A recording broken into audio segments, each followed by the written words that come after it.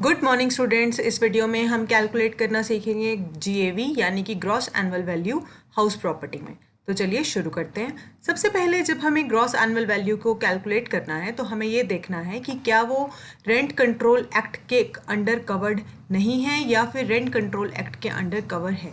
देखिए, अगर कोई प्रॉपर्टी रेंट कंट्रोल एक्ट के अंडर कवर्ड नहीं होती तो वहाँ पे स्टैंडर्ड रेंट भी एग्जिस्ट नहीं करता। और फिर वहाँ पे हमें कैलकुलेशन कैसे करनी है जीएवी की, तो देखिए सबसे पहले हमें म्यूनिसिपल वैल्यू और फेयर रेंट को कंपेयर करना है और दोनों में जो भी हमारा आंसर हाई होगा उसको हमें सेलेक्ट करना है और उसे हम कहेंगे एक्सपेक्टेड रेंट। और जो हमारी फिर फिगर आई एक्सपेक्टेड रेंट की, उसे हमें कंपेयर करना है एक्चुअल रेंट से और उसमें से जो भी फिगर हाई होगी उसे हमें सेलेक्ट करना है एज आर GAV यानी कि ग्रॉस एनुअल वैल्यू। अब मैं आपको इसको एक इलस्ट्रेशन की हेल्प से समझाती हूँ। यहाँ पे मैंने एक एग्जाम्पल फ्रेम किया है जिसमें स्टैंडर्ड रेंट एग्जिस्ट नहीं करता। तो देखिए, म्यूनिसिपल वैल्यू यहाँ दी हुई है हमें 30,000 और फेयर रेंट दिया हुआ है 35,000। अब हमने जब इन दोनों को कंपेयर किया तो हमें सेलेक्ट करना है विच एवर इज़ हाई, यानी कि एक्सपेक्टेड रेंट जो अब आया सामने तो वो हुआ हमारा 35,000। अब इस फिगर को हमें कंपेयर करना है एक्चुअल रेंट से जो कि है 40,000 और फिर एक्सपेक्टेड और एक्चुअल में जो भी हाई होगा उसे हम कहते हैं हमारी ग्रॉस एनुअल वैल्यू, जो कि अब इस एग्जाम्पल में आई हमारे सामने 40,000 रुपीज़। अब हमारे सामने दूसरा केस है जहाँ पे हम कह रहे हैं कि रेंट कंट्रोल एक्ट में कवर्ड है यानी कि स्टैंडर्ड रेंट अब एग्जिस्ट करेगा। यहाँ पे कैलकुलेशन कैसे होगी देखिए, यहाँ पे और पहले वाले में थोड़ा सा ही डिफरेंस है। सबसे पहले हमें वही म्यूनिसिपल वैल्यू और फेयर रेंट को कंपेयर करना है और दोनों में भी हमारा जो आंसर हाई होगा उसे हम क्या कहेंगे एक्सपेक्टेड रेंट।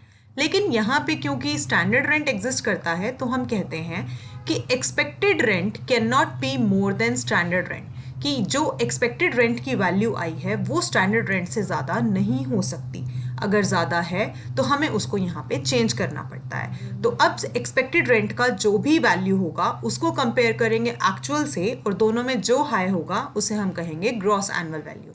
चलिए इसको भी एक इलस्ट्रेशन की हेल्प से समझते हैं। अब इस इलस्ट्रेशन में, इस एग्जाम्पल में हमारे सामने स्टैंडर्ड रेंट दिया हुआ है जो कि है 32,000 का। अब देखिए, म्यूनिसिपल और फेयर वैल्यू को जब हमने कंपेयर किया यानी कि दोनों में से जो हाई होगी हम वो लेंगे और उससे आएगा हमारा एक्सपेक्टेड रेंट जैसा हमने पीछे किया था। तो यहाँ पे आया ये 35,000। अब रूल कहता है कि expected rent can not be more than standard rent, लेकिन यहाँ पे एक्सपेक्टेड रेंट 35,000 है और स्टैंडर्ड रेंट है 32,000, यानी कि वो ज़्यादा है, लेकिन रूल कहता है वो ज़्यादा नहीं हो सकता। तो अब इसके अकॉर्डिंग एक्सपेक्टेड रेंट रेस्ट्रिक्ट हो जाएगा अप टू 32,000। तो अब एक्सपेक्टेड रेंट को फिर कंपेयर करेंगे एक्चुअल से, दोनों में जो हाई होगा वो हमारी हो जाएगी ग्रॉस एनुअल वैल्यू। अब इसी में एक केस दूसरा भी हमारे सामने हो सकता है, वो क्या? जैसे मान लीजिए अब स्टैंडर्ड रेंट एक्सपेक्टेड रेंट से क्या है, ज़्यादा है, तो क्या होगा? देखिए, म्यूनिसिपल और फेयर को कंपेयर किया, विच एवर इज हाई वो हो गया हमारा स्टैंडर्ड रेंट यानी कि 35,000 आ गया यहाँ पे। अब रूल तो वही है कि अगर स्टैंडर्ड रेंट है तो expected rent can not be more than standard rent, लेकिन अब यहाँ पे तो स्टैंडर्ड रेंट ज़्यादा है और एक्सपेक्टेड रेंट कम है। तो इस सिचुएशन में जो एक्सपेक्टेड रेंट होगा वो रह जाएगा 35,000 का 35,000 और अब हम उसको कंपेयर करेंगे एक्चुअल रेंट से, दोनों में जो हाई होगा उसे हम सेलेक्ट कर लेंगे, यानी कि यहाँ पे हमारी ग्रॉस एनुअल वैल्यू आ गई 40,000। तो इस तरीके से हमने बहुत ही सिंपल कैलकुलेशन देखी किसकी, ग्रॉस एनुअल वैल्यू की। Thank you.